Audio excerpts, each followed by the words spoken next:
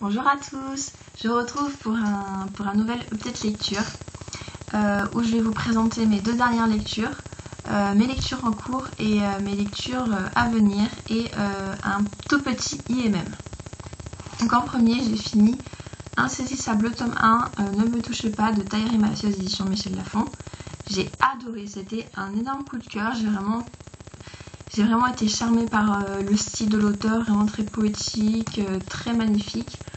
J'ai adoré l'histoire d'amour, j'ai adoré l'action, surtout la deuxième partie parce qu'il y avait beaucoup plus de rebondissements, c'était vraiment palpitant. J'ai adoré la fin, elle était vraiment surprenante, j'ai vraiment tout adoré. À part des fois, l'histoire d'amour, elle venait un peu niaise sur les bords, mais ça allait encore. Et j'ai trouvé que Warner, voilà, des fois il faisait pas un méchant très crédible, tellement qu'il était ridicule. Mais bon, voilà, c'est pas non plus trop grave. Donc le reste est tellement bien, j'en tiens pas vraiment rigueur. Enfin, en tout cas, j'ai vraiment super hâte de lire le tome 2. Parce que franchement, j'ai adoré comment ça finit. Et puis l'histoire en elle-même, je la trouve vraiment super bien. À part peut-être ce que je peux reprocher, c'est la dystopie, enfin l'univers dystopique qui est pas vraiment développé en fait, je trouve. On sait pas grand chose dessus, mais franchement, ça m'a pas dérangé tant que ça. Voilà.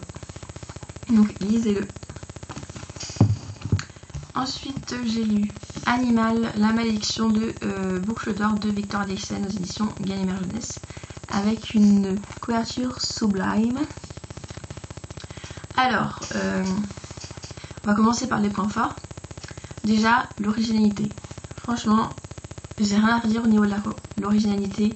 C'est super original. Franchement l'auteur il a une super imagination parce que c'est du jamais vu quoi. On n'a jamais vu ce genre d'histoire et j'ai vraiment adoré cet aspect là.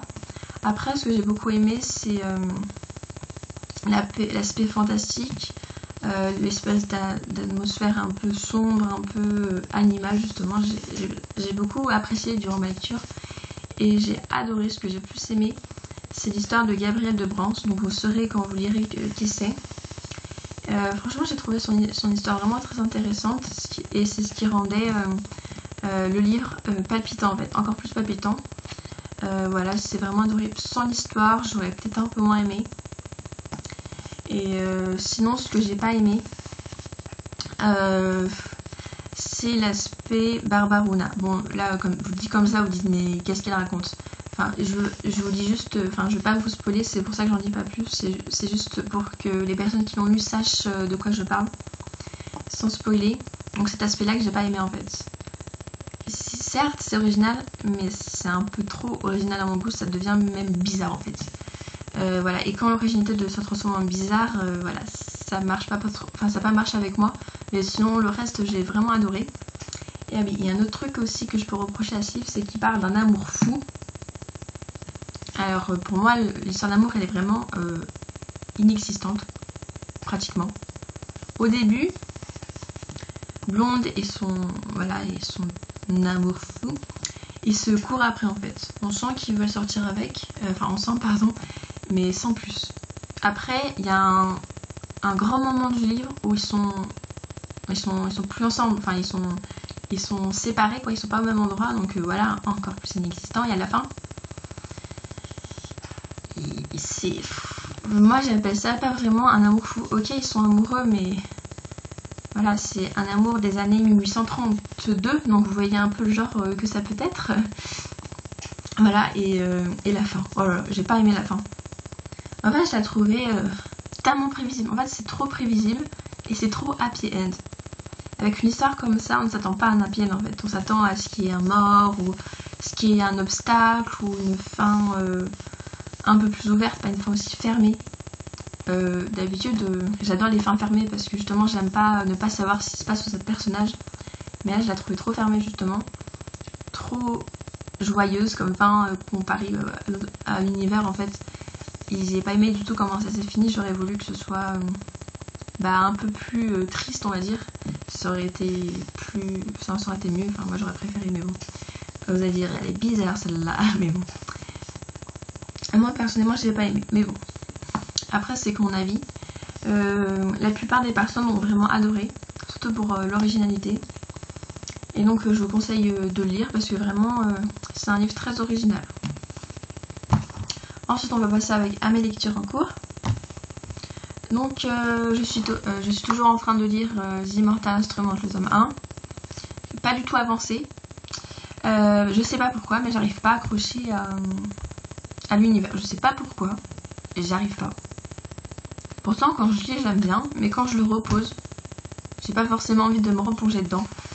Et ça c'est pas bon signe en général. Mais je vais essayer de relire, voilà, parce qu'il faut bien que je le finisse. Ensuite je suis toujours en train de lire Starlet